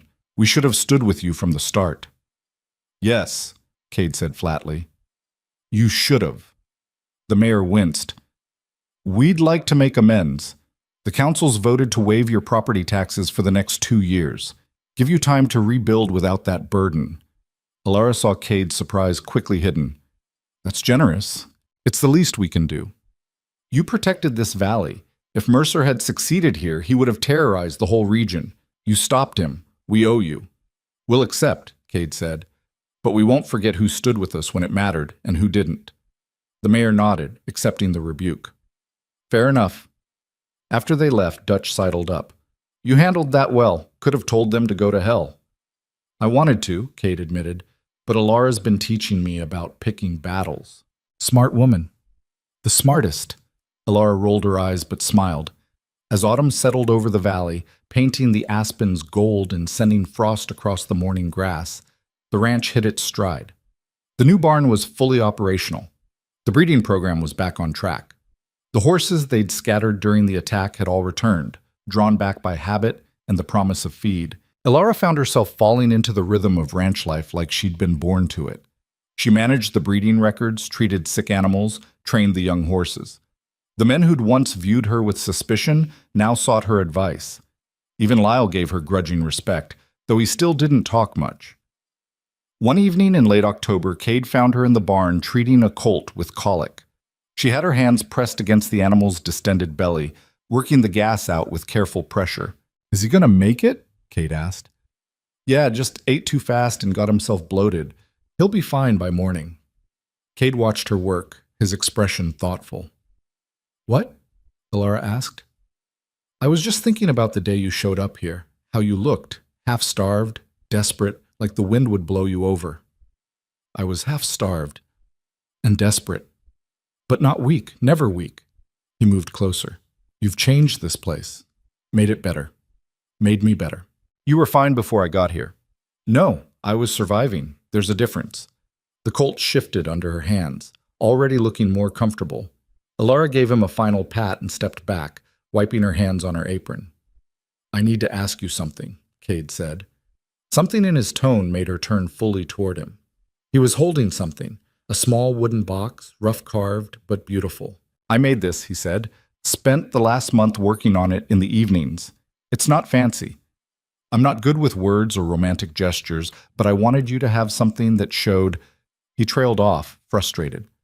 Elara took the box gently. Inside, nestled on a bed of cloth, was a ring. Simple silver band with a single small stone. Not a diamond, but a piece of turquoise the color of summer sky. Her throat tightened. "It's not expensive," Cade said quickly. "I know you deserve better, but I wanted something from here, from the valley. That stone came from the canyon where you found hope. I went back and searched until I found it." "Cade, let me finish. I'm bad at this, and if I stop, I'll lose my nerve." He took a breath. "I told you I wasn't ready to ask you to marry me, that we barely knew each other, that I was still figuring things out." "I remember. I was wrong." Not about us barely knowing each other. We don't, not really. But I know enough. I know you're brave and stubborn, and you see people for who they really are. I know you make me want to be better than I am. I know waking up without you feels wrong now. And I know that if I lost you, I wouldn't survive it the same way I survived losing my family, because this time, I'd know exactly what I was losing. Tears were sliding down Alara's face now, unchecked. So I'm asking, Cade continued, his voice rough, not because I think I deserve you. I don't. But because I love you and I want to build a life with you. A real life. Not just survival. Will you marry me? Alara looked at the ring, at the man who'd carved the box with his own hands, who'd searched a canyon for a specific stone because it meant something. She thought about the woman who'd arrived here months ago with nothing but a burlap sack and desperation, who'd been ready to die alone in the wilderness rather than beg for scraps. She thought about how far she'd come, how much she'd survived, how she'd learned that strength wasn't about standing alone, it was about knowing when to let someone stand beside you. Yes, she said. Yes, I'll marry you. Cade's face transformed. Relief and joy and something deeper flooded his expression. He slipped the ring on her finger. It fit perfectly, and then he was kissing her, deep and thorough and full of promise. When they finally pulled apart, both breathless, Alara laughed through her tears. We're both disasters, you know that? I know. This is probably going to be hard. We're both too stubborn. We'll fight. Probably. And we've both got grief we're still carrying. That doesn't just disappear. I know that too. So what makes you think this will work? Cade cupped her face in his calloused hands. Because we're both too stubborn to quit, because we've survived worse things than a difficult marriage, and because I'd rather fight through life with you than coast through it without you. That's not very romantic. I told you I'm bad at this. No, Alara said, pulling him close. You're perfect at it. They were married 3 weeks later in the ranch yard, with the whole valley in attendance. The preacher from Hollow Creek officiated. Dutch stood as best man. A woman from town Alara had befriended stood as her witness. It wasn't fancy. Alara wore a simple dress Dutch had helped her buy in town. Pale blue, practical, with room to move. Cade wore his best shirt, the one without any patches. They exchanged vows under the November sky, their breath fogging in the cold air, surrounded by people who'd once viewed Alara with suspicion and now looked at her with respect. When the preacher pronounced them married, Cade kissed her thoroughly enough to make several people whistle and cheer. The celebration afterwards was loud and chaotic and perfect. Someone brought fiddles, someone else brought whiskey. They roasted a pig and set up tables in the barn. People danced and laughed and told stories. Alara found herself pulled into conversation after conversation. Women asking about the horses, men wanting to know her opinion on breeding stock, children tugging at her skirt to show her treasures. She belonged here now, fully, completely. Dutch found her near midnight, slightly drunk and grinning. I'm happy for you, Quinn, for both of you. You earned this. I didn't earn anything. I just got lucky. No. Luck is finding $1 in the street. This? He gestured to the celebration, to Cade dancing with an older woman who'd known him since childhood, to the ranch standing proud under the stars. This is what you build when you refuse to quit. You fought for this. Own it. Alara hugged him, surprising them both. Thank you. For everything. For giving me a chance when you didn't have to. That was the boss's call. But you backed it, even when Catherine didn't. That mattered. Dutch's eyes got suspiciously bright. Yeah, well, don't make me cry at a wedding. That's embarrassing. Cade appeared, stealing Alara away for another dance. They moved together in the firelight, his arms around her waist, her head on his shoulder. Happy? He asked quietly. Terrified, Alara admitted. And happy. Both. Good. If you weren't terrified, I'd worry you weren't paying attention. To what? To how much we've got to lose now. How high the stakes are. Alara pulled back enough to look at him. The stakes were always high. We were just too busy surviving to notice. At least now we're surviving together. Is that all this is? Survival? No. This is living. Actual living. The kind where tomorrow matters as much as today. Where you make plans and build things and let yourself want a future. And you want that? A future here?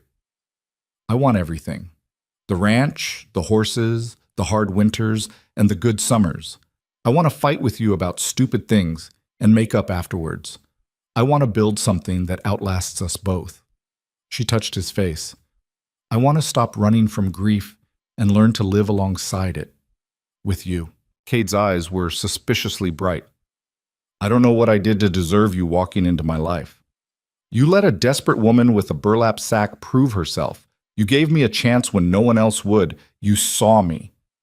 I still see you every day, and it still takes my breath away." They danced until the fire burned low and people started drifting away in twos and threes, heading home to their own lives and loves. Dutch stayed to help clean up, refusing to let the newlyweds work on their wedding night.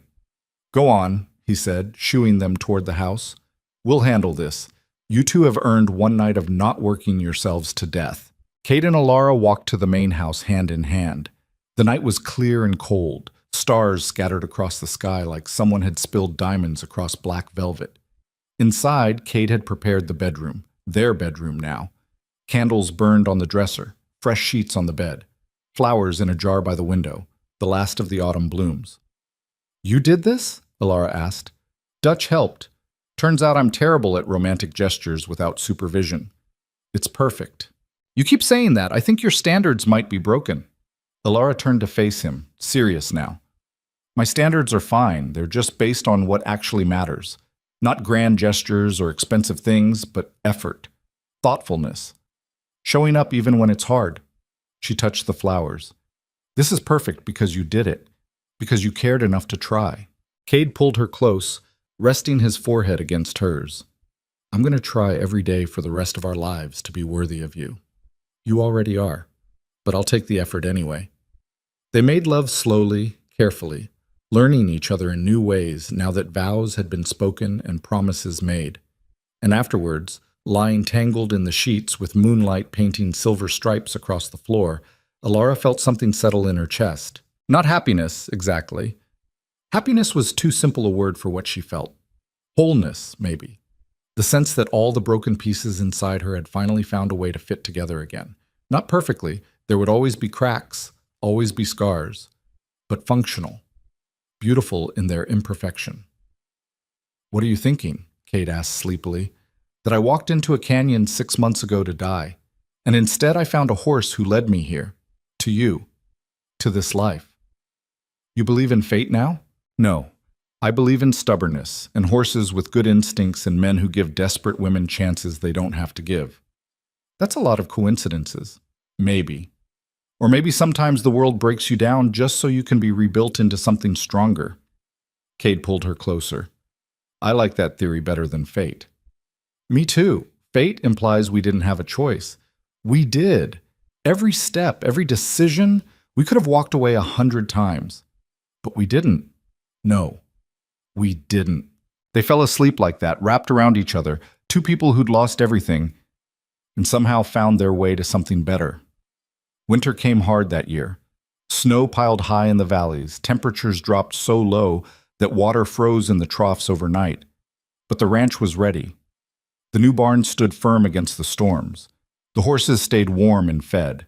The house never felt empty now that it held 2 people instead of 1. Alara and Cade worked side by side through the long cold months, planning for spring. They pored over breeding charts, deciding which mares to pair with which stallions. They inventoried supplies and made lists of what they'd need come thaw. And in the evenings, when the work was done and the fire burned bright in the hearth, they talked. About everything and nothing. About their pasts and their hopes. About the children they might have someday, if they were lucky. About how they'd run the ranch when they were old and gray. Dutch became a fixture at their dinner table, his divorce from Catherine finalized but amicable. He seemed lighter without the weight of a failing marriage on his shoulders, more like the man he'd been before. "I'm thinking about courting the widow Baker," he announced one night over stew. Alara and Cade exchanged glances. "The one who runs the boarding house in town?" Alara asked. "That's the one. She's sensible, doesn't expect romance, just companionship. We get along well." "Then you should court her," Cade said. "Life's too short to spend it alone." "Says the man who spent 3 years alone before this one showed up." Dutch pointed to Alara. "Which is how I know what I'm talking about. Being alone makes you mean. Having someone makes you human again." Alara reached over and squeezed Cade's hand. Dutch smiled. All right then, I'll ask her. But if she says no, I'm blaming you two for encouraging me. Fair enough, Alara said. Spring came slowly, melting snow revealing brown grass and mud. But underneath the ugliness, green shoots were already pushing through. Life returning. The cycle beginning again. Alara stood in the pasture, watching the mares with their new foals, leggy, awkward creatures still learning how to use their bodies. Hope grazed nearby, her own foal nursing at her side. Cade wrapped his arms around Alara from behind, resting his chin on her shoulder. That's a good crop, he said. Best we've had in years. They're beautiful. They are, thanks to you. I just did what needed doing. You did more than that. You brought this place back to life. Brought me back to life. Alara leaned back against him. We brought each other back. That's how it works. Neither of us could have done it alone. No, we couldn't have.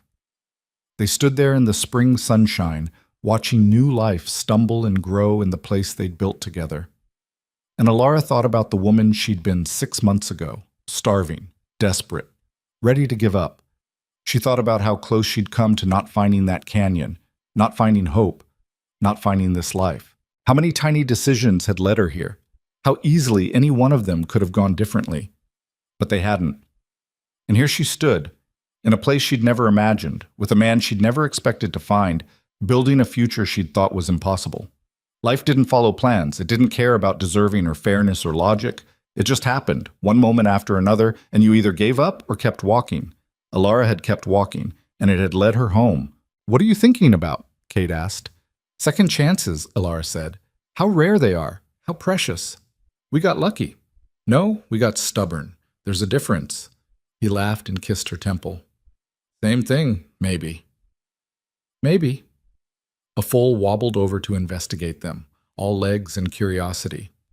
Alara held out her hand and let it sniff her fingers, its breath warm and soft against her palm.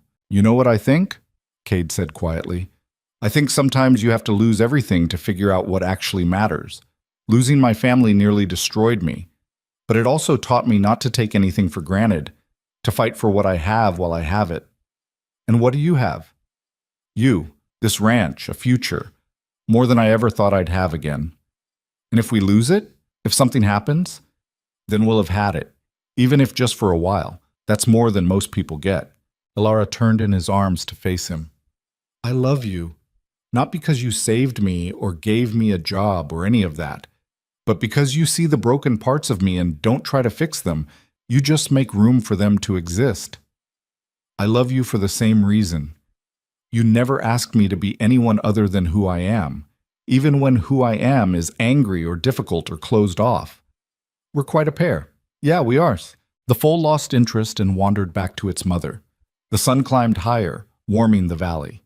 In the distance, Alara could see Dutch and some of the hands working on the fence line, their voices carrying on the wind. This was her life now. Not perfect, not easy, but real and solid, and hers. She'd learned that survival wasn't about avoiding pain or loss or hardship. It was about enduring them and coming out the other side still capable of love, still capable of hope, still capable of building something beautiful from the wreckage.